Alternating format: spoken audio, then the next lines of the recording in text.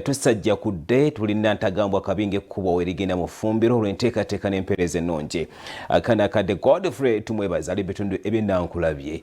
twagala ate atubuulire n'okututusako ensonga butya tebuzitambula n'abantu bali nabo. Godfrey tumwebaze buterefu oli ku Munyo live gulunge gunoge.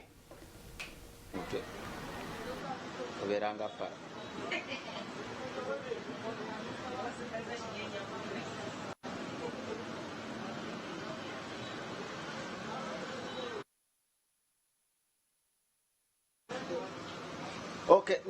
neyanzege abatulaba ku Soul TV mbabuzaako abali ku Munyo live olunaku olwaleero tukyagenda maaso n'okubanga tujaguza emyaka 8 gya Soul Media. Olunaku olwaleero tugenda kubanga tutunuulira abamu ku babadde ne Soul Media mu bbanga lye tumaze emyaka 8 naddala ku section ey'ababadde balangako ne Soul Media. Bw'olanga ne Soul Media kyetumanyi tetumanyi nti tosigala kyekimu naye okukakasa ekyo kwe kubanga ofunayo omu ku babadde batufollowinga n'okubanga bafunako omukisa ogulanga ne Soul Media ate bo ne batubuulira mu myaka gino 8 bwe balanga ne Soul Media olina change gy'ofunako olina impact gy'ofuna oba nedda. Tuli wane nankulabye era nga nina omwami gwe bayita Yusufu Ziwa olunaku olwaleero yagenda okubanga atubuulira ebisingako nga bwe tujaguza emyaka 8 egya Soul Media. Tuli ku mawulire gaffe Munyo live nsaba obuuzeeko kuba tulaba ku Soul TV.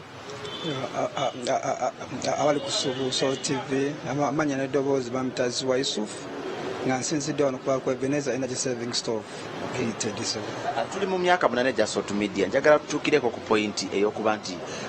wamala bbanga ki ng'olanga ne Soul Media era mu myaka gino 8 bwe walanga ne Soul Media olina impact gye wafuna kubanga bangi abalanga naffe n'abeeteekateeka okubanga balanga naffe naye nga bagala kumanya wide coverage tulina na impact bw'oba olanga ne Soul Media. Soul Media simaze banga ddene emaze bbanga omwaka mulamba naye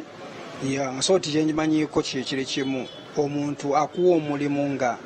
teyebuuzizza oluwulira akalango nga kavudde ku soroti omuntu akuwa omulimu nga takumanyi n'ogendayo n'akuwa sente naye ng'akoze eki akwesize olwa soroti ekyo kyo kyenyimanyiko kimu. Ekirala ffe ngaffe abavubuka tukola bizinensi naye kizibu nnyo omuntu nga gamba ebitongole binene okwesiga naye omuntu owulira ngo akalango olukafuna ku soroti omulimu akuwa nga teyesise mukubanga nze ali wano ayogera nako gundi project enene obudde buno egyenkola kati nenga omulimu nakufuna olwokuba sort yeso mukama wange. Okay, so nga mu myaka 8 nga tujaguze emyaka 8 mubaka kiboyino obuli very special obugende eri Soul Media n'omuntu omulala ina business nga tena bakubanga afuna omukisa ogulanga ne Soul Media kikyo oyinza okumugamba? Banange bakozi bannanga ba business kyembasaba kale mugezese wakiri omwaka n'ogezesaamu n'ogamba ogiwaddeyo emyezi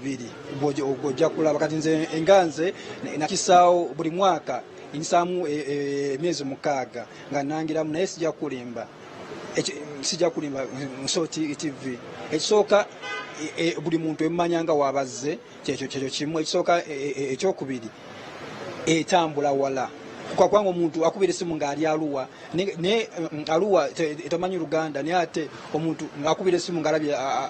akalango ku soroti eso mukama wange.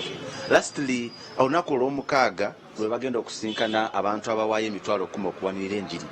simanyi oba nkuyingiridde njagala kubuuza gw'omu ku bo oba banange awo kubanga omusumba yatugamba omanyi kino tukolera Mukama Katonda omanyi ebyo mba esagala nnyo okuyingira omanyi bagamba otuba tuwaayo tuba esagala woba owaayo otokkiza guno omukono ogwakono gukola ekibugire ekyo okuwaayo musumba tugamba tuwaayo Mukama naye era ngenda kuwaayo ku Lwomukaaga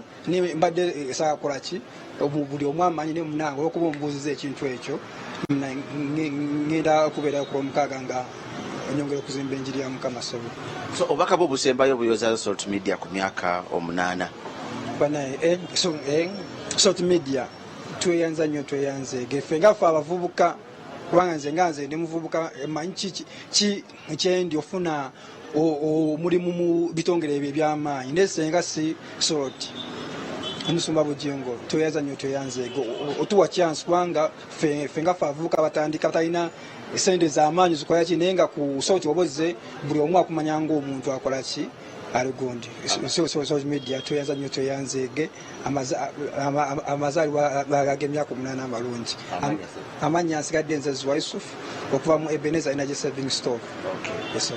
Toyanzeege Yusuf owa Ebenezer Energy Saving Stoves wane nakulabira y'omu ku abadde balanga naffe n'abalala mwenna abalala batanaba kubanga mufuna omukisa ogulanga ne social media kyekiseera kati odduke ku social media osobola okubanga oleeta business tojja kubanga osigala kyekimu. Godfrey tumwebaze Edin Subuga Peter Bunyas bwetu bwetutambudde olunaku olwaleero nga tubatuusaako obujulizi obwa social media ku myaka 8 tusinkane mawulire gaffe amalala n'olunaku olw'omukaaga tugenda kubeera wali ku ttaka ettukuvu Canaanland ate nga 25 tugenda kubeera e Masaka Recreation Ground wali wennyini mu lukuŋŋaana lwaffe olwa House of Prayer Ministries International. Kambazeeyo mu studio